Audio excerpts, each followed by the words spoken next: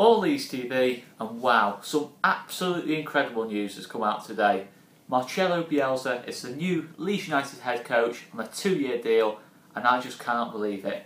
I cannot believe this has gone through. It's genuinely incredible, really. I mean, I know for weeks and weeks and weeks this has been in the pipeline, a possibility. Even over the last couple of days it's like a probability, but I just don't know how we've managed to do this. You know, it's just the magnitude of this appointment cannot be underestimated. You know, this is a massive name in football, Marcelo Bielsa. For years, for the last 10-15 years, he's been a manager.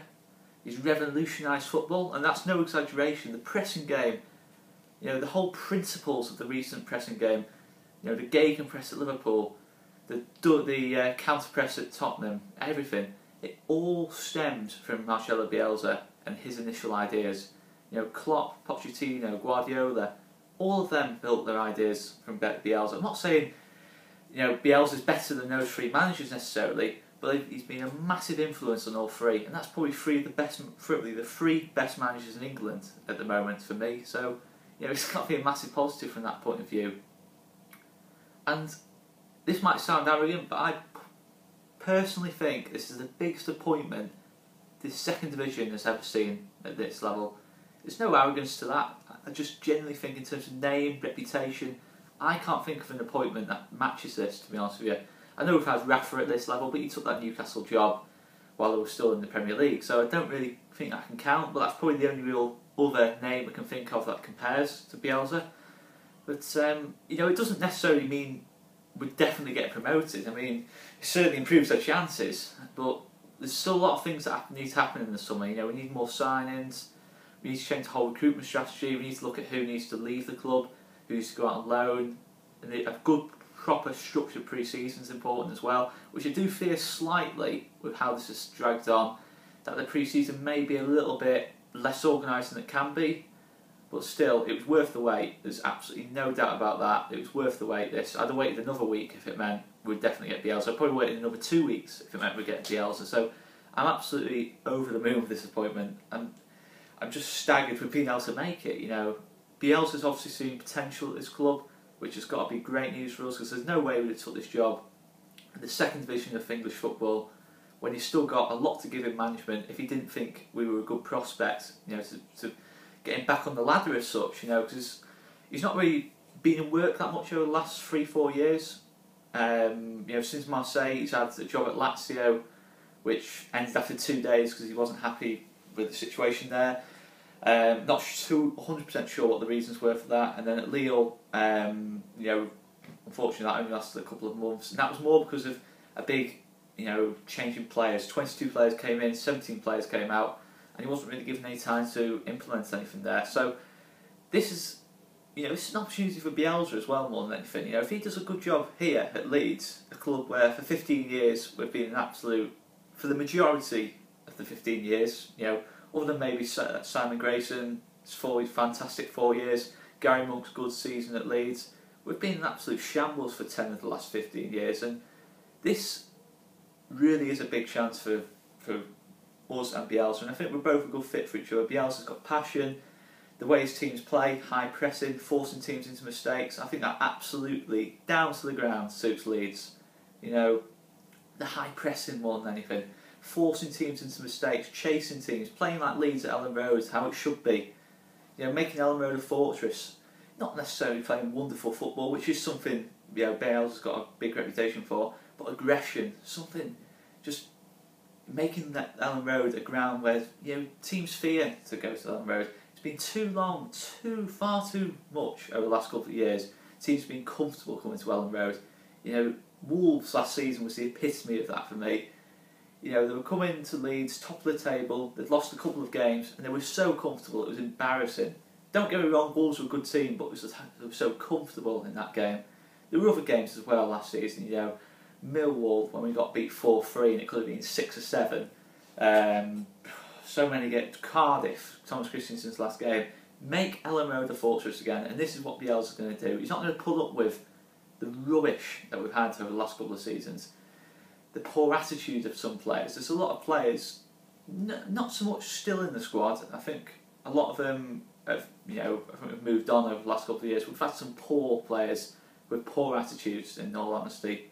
I don't necessarily dislike a Leeds player for their ability, but it's the attitude more than anything, and that's something Bielsa is going to change. The whole culture of the club is going to change as far as I'm concerned, and this is what we need, a revolution, and Bielsa's the perfect man for it.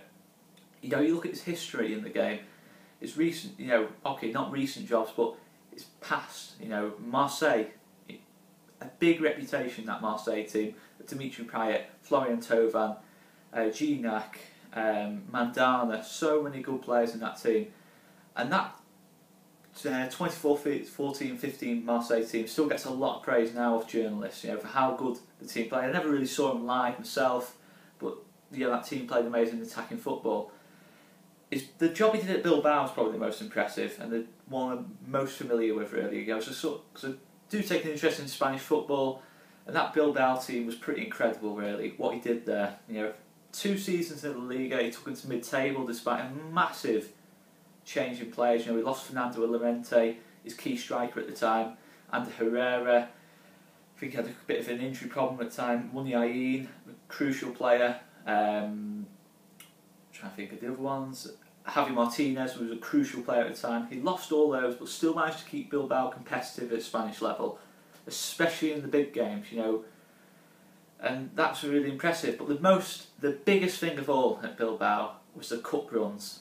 He took Bilbao to the Europa League final and the Copa del Rey final, and he was incredibly unlucky, really, not to come away with a trophy that season in 2011-2012. He came up probably against the 2 best teams in Europe at the time, Atletico Madrid in the Europa League final and Barcelona, and if he got maybe a little bit more luck, he might have had a slightly easier run to the final, but we beat Manchester United in that run, and that makes him popular already. The dominance in that game, I just remember that game so well, where I think it was 3-2, but it could have been 7-2, 8-2, and it still gets referred to that game. That's how much of an impression his teams make on the neutrals more than anything, not only the fans. So this is a massive, massive appointment. And then I spoke about Guardiola, Pochettino, Klopp, Simeone. I didn't actually mention Simeone.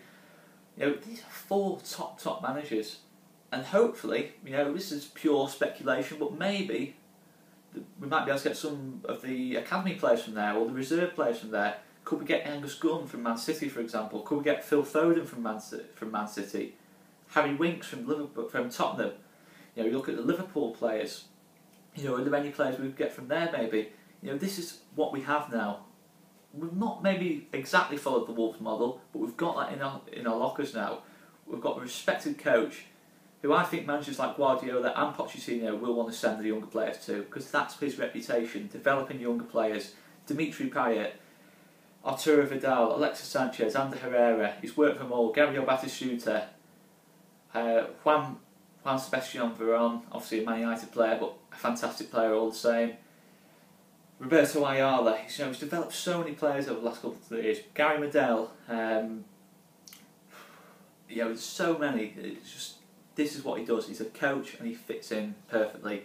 Even look at our own youngsters: Tom Pearce, Bailey Peacock-Farrell, Ronaldo Vieira, Calvin Phillips, and anyone, Conor Shaughnessy. All these players I expect to improve one way or the other under Bielsa, because that is what he does. He improves players, and it fits perfectly with us. As I mentioned before, it's a perfect fit. The academy. That's his reputation. He will get the best out of those players, and I really am positive about this appointment. But he needs backing in the transfer market. That's the be all and end all for me. You can't expect miracles. We've got to be honest. This current squad, I think even a playoff push will be a challenge next season. But, as I say, with any team at this level, 3 or 4 quality signings and you're a contender for me. It's been proven time and time again. Wolves, this time last year, were in disarray. Finished 15th, 16th. Made 4 top quality signings, a couple of lesser known but experienced signings to complement them, and they absolutely easily win the league. Can we follow that model now? Can we get those top signings? Can we secure some brilliant loan deals as well? Time will tell, but I tell you what, my whole perception of Andrea Radrizzani has changed massively. I've been a bit neutral on the fence. Very happy when he came in. Very happy this time last summer, but I just thought some of the decisions made last season, I thought, really cost us. But I think hopefully he's learned from it. He's shown he's learned from it with something like this. A totally different show of ambition.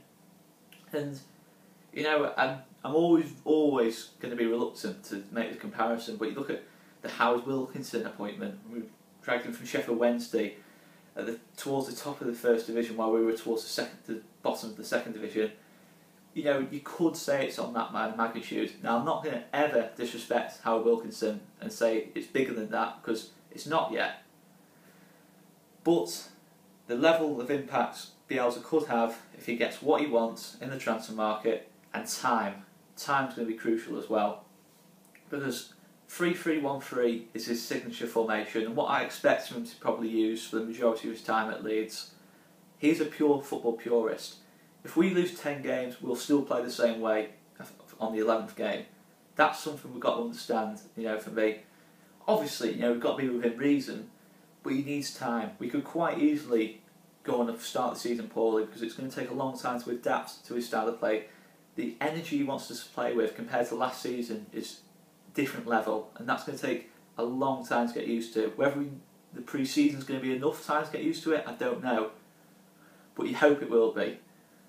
But the main thing is, give Bielsa time. It might not click straight away the first couple of months, but this is the most important thing of all. We've worked hard to get this appointment over the line. Let's just make sure we do everything to keep Bielsa happy with what he's got, and we give him time to bring in his style of football.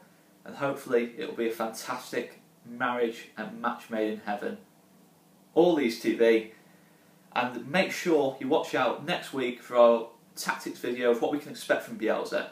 What we can expect going forward, what we can expect defensively, and what we can expect off the ball, and just a general review of his man management in a little bit more detail. All Leeds TV, thanks for watching.